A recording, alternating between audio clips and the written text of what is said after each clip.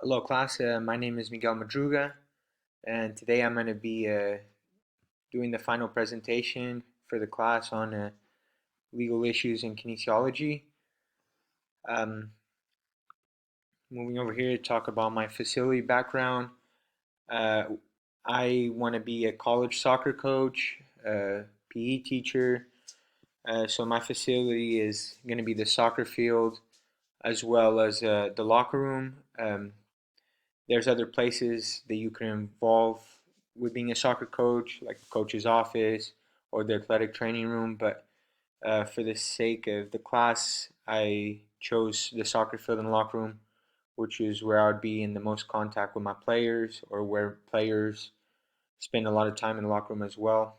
Um, in that facility, I'm working with coaches, players, administration, people that hire me, the people that give me the NCAA compliance rules.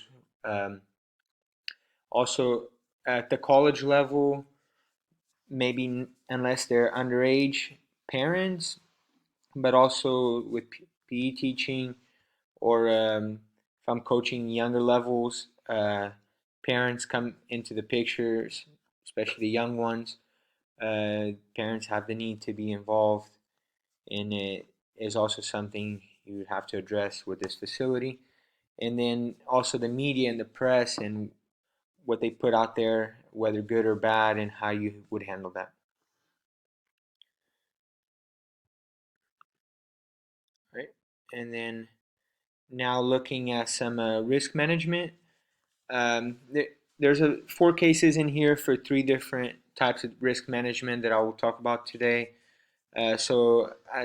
As I stated here, there's player safety, sexual harassment in the forms of hazing, and then injury and risk management. Um, Starting with player safety, so I um highlighted these two cases, Donna Andrazi and Nicholas Andrazi, which is her son, versus the town of East Haven. In There's a couple. There's also the high school and the coach, so this would be directed toward me as well. And in this case, basically, the team is running around the track, and Nicholas Andrazi he bumps into a bench and gets hurt, and basically his family goes on to sue the coach. This is very important for me because as the coach, I have to make sure I set up the field and make sure the practice environment is cleared, and that we want to try reducing injuries or cases like that one where you want to make sure you're good to go, and then not have a bench laying around where it could be in an area where the kids are running in. They would hit the bench and create a big injury. Like in Nicholas's case, he broke his arm from the fall. Also, with player safety, and I'm already a coach, I see this a lot in the Coleman versus Soccer Association of Colombia. Coleman, he was the coach, so he should have known better. But this happens with players as well, is they will go hang in the goalposts, and that is an extreme hazard, a safety hazard, and um, something coaches should be always looking out for as one of the safety things they look out for in the field. No player should be hanging from any goals or anything. It is a safety hazard. In his case, he fell and also broke an arm, I believe. That should not be happening. For the next one will be sexual harassment. I put it in the form of hazing because having gone through college and knowing what the sports world is like in college, I believe as a college coach, I would have to stay on top of this. And it does start from the coach and also cutting. Hazing usually comes from traditions that programs may have or stuff like that.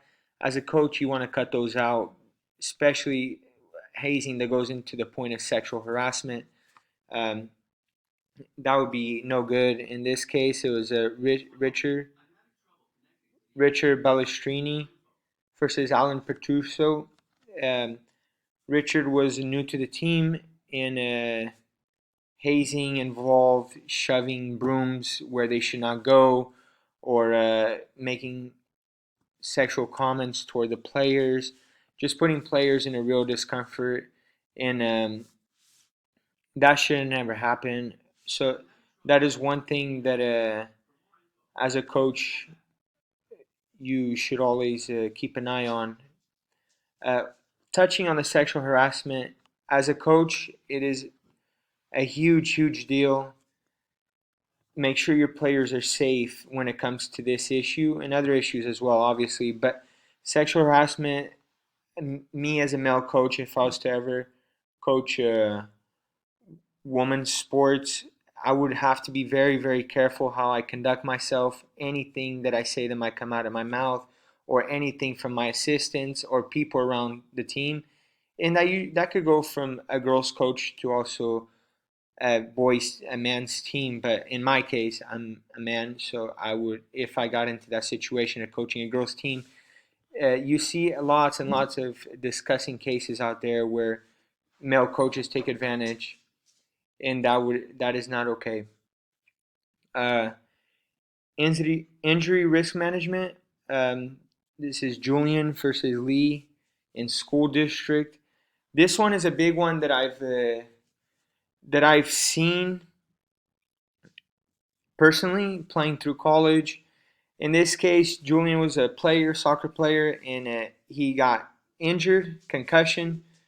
And what happened was Coach Lee, the school, but mostly Coach Lee, there was a big game coming, and instead of taking precautions to look at the player and getting him checked out, they pretty much told the player, "You're fine. You don't need to check out with the doctor. You just need to come play on the big game on Friday." This is huge. I've seen teammates who've been part of this. Luckily, nothing's bad happened to them.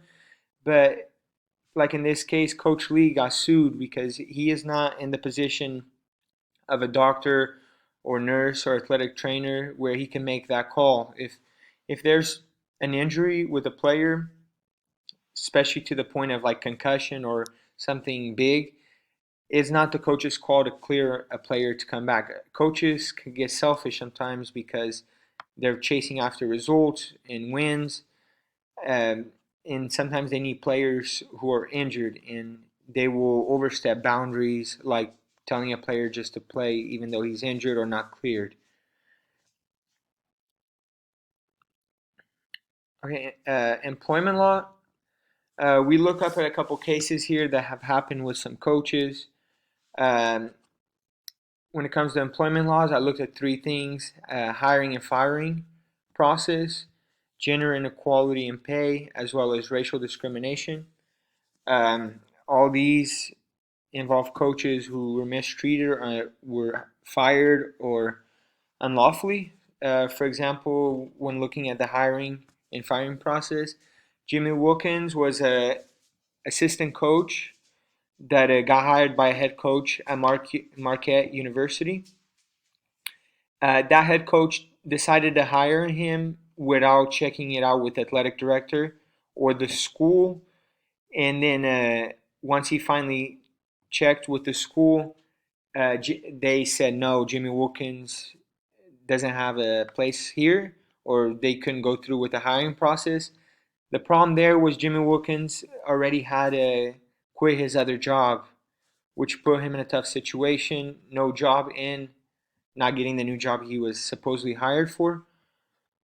So he went on to sue the school and won, rightfully so. So as a coach, I have to be careful with those things. Whether I'm the one interviewing somebody before I make the final call, or um, just so I don't put another coach or even myself, if I'm going through through the hiring process, I have to be careful, make sure everything's all cleared out before I quit a job or move on. Next one would be gender inequality in pay.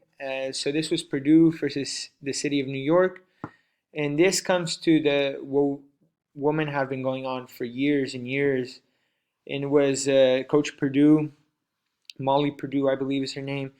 Uh, she she was doing the same job the men were doing by getting paid less because she was a woman, leading to that gender inequality in pay. and all she fought for was the right amount of pay for her work, for her skills. She ended up winning that as well. And then comes racial discrimination. In this case, it was Harris versus Falcon District 49. Coach Harris was an assistant coach that came in, and him and his head coach got into some trouble together as a coaching unit that caused both of them to get into some type of trouble. The head coach did not get fired, but Coach Harris did, and he filed a lawsuit against the district on race and discrimination because if both of them committed infractions, then they both should have got the same punishment. But Coach Harris, a black man, got a higher punishment than the head coach, and that led to a lawsuit that he also won, I think, $2.5 million. Application. In this course, I learned a lot, way more than I could put on this 10-minute presentation. I learned a lot about laws or even court cases that have gone that I didn't even know people could get in trouble for. So the main thing I learned is about protection of myself, my players, and my staff. There's laws out there that are meant to protect every single individual in that list, and it was good to get a touch up on what could happen in certain situations. Uh, Second, safety is key. Even when it's you don't mean for somebody to get hurt or anything, it falls on you. It falls on me as the coach to make sure all players are safe, all staff is safe, everybody's safe. Even if I didn't mean for them to get hurt, the responsibility will fall on me. I will get hit with the lawsuits if something happens for negligence, for not knowing what's going on around. So it's important. And laws that protect myself from unlawful firing. There's a couple laws that I looked at, and it also gives peace of mind that I can't get fired just to get fired. Like there is due process that schools, districts, teams have to go through before they fire somebody, and that is good to know to have that sense of alleviation going into certain jobs. The faith integration part. The first verse I chose was Proverbs 22:6, and it says, "Train up a child in the way he should go, and when he is old, he will not depart from it." I think in the context this speaks is to parents and is basically about guiding them toward the Lord. And I could take that as a coach and it's a very touchy subject, but you want to lead kids in, into how the Lord would want them to be led. That doesn't mean I force kids to follow God, but in my actions, I show Christ-like actions. I do things that they go like, "Oh, I see where Coach gets this from." The second one is Colossians 3:23 and 24. Whatever you do, work at it with all your heart, as working for the Lord, not for human masters, since you know that you will receive an inheritance from the Lord as a reward. It is the Christ you are serving.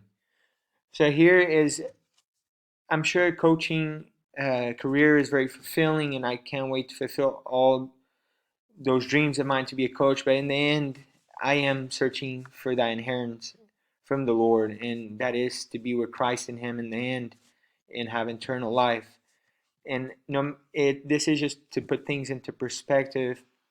This verse and is no matter the wins or losses or where I am at the end of my coaching career or my career, the only reward I want is that inheritance that the Lord promised us. The last one is James 1:12, and it's, "Blessed is the one who perseveres under trial, because having stood the test, the person will receive the crown of life." So this one is very big. As we've seen through the class, there is a lot of things that can happen to coaches, but in the end, we got to persevere and stand true. The Lord will judge us in the end. And here are my references. Thank you. Have a blessed rest of your semester. God bless.